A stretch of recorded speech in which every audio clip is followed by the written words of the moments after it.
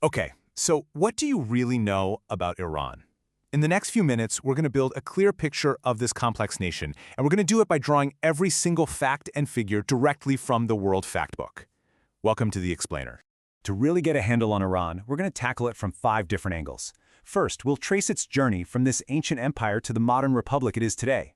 Then, we'll get to know its people, unpack its very unique system of power, look at the tug-of-war between its massive oil wealth and economic sanctions, and finally, check out its role on the world stage. All right, first up, history.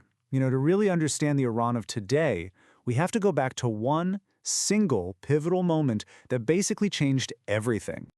What's so fascinating here is how you have thousands of years of deep, rich history, all set against the single most important event of its modern era.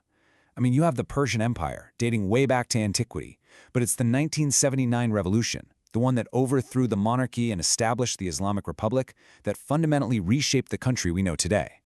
Okay, so that revolution was a huge turning point. But who are the people actually living in Iran today? Let's dive into the physical and human bedrock of the nation. First off, let's just talk about scale. We're looking at an estimated population of over 89 million people. That doesn't just make it a regional power, it makes it one of the most populous nations in the entire Middle East. And its landmass, just as impressive. We're talking about a huge territory that gives it this incredibly strategic footprint in the region, with coastlines on both the Persian Gulf and the Caspian Sea.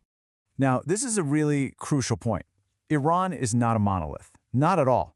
While Persians are the majority, the country is actually this diverse mosaic of different peoples. You've got large Azeri, Kurdish, and Lur populations, and that's just naming a few.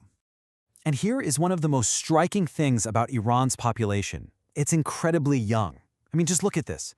Nearly 70% of the entire country is in that prime working age demographic of 15 to 64. In fact, with a median age of just over 35, you realize that Iran's large, young population isn't just a statistic. It's one of the most defining social and economic forces that will shape its future for years to come.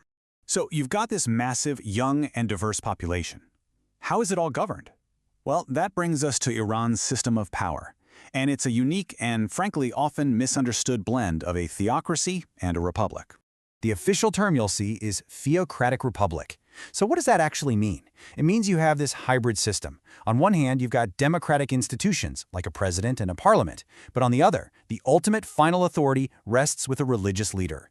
And this is the crucial piece of the puzzle, this dual power structure. You have a president who is the head of the government and is elected by the people, but then you have the supreme leader, who is the chief of state, holds the ultimate authority over everything, and is appointed for life. Now, this complex power structure oversees an economy that's really defined by a massive contradiction. On one hand, you have immense, incredible natural wealth, and on the other, crippling economic pressure. Let's start with the wealth part. Iran is without a doubt an energy superpower. According to the Factbook, it is sitting on some of the world's largest proven reserves of natural gas, and that's on top of its already vast oil fields. But, and this is a big but, despite all that incredible natural wealth, the country has been battling absolutely crippling inflation. Just look at these figures. These soaring rates have a devastating impact on the economy and, of course, on the daily lives of ordinary Iranians. So what's driving this? Well, it's a mix of things, including a traditionally state-controlled economy. But a major driver has been a range of international sanctions, which have really squeezed its growth and are a direct contributor to rising poverty. Right. So these economic pressures and sanctions, they don't happen in a vacuum. They are directly tied to Iran's role on the world stage, which is itself deeply connected to its unique military structure and its foreign policy. Its military is actually divided into 2 parallel forces, and both of them report directly to the supreme leader.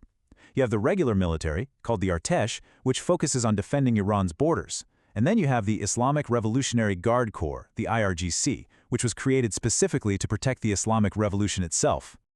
Now, adhering strictly to our source material, the Factbook notes that the U.S. has designated Iran a state sponsor of terrorism, a designation that has been in place since 1984. And of course, this has profoundly shaped its relationship with the United States and other Western nations. So, who does Iran do business with? This data makes it crystal clear. Its economy is heavily oriented toward Asia and the Middle East. And hey, notice the biggest player on the board?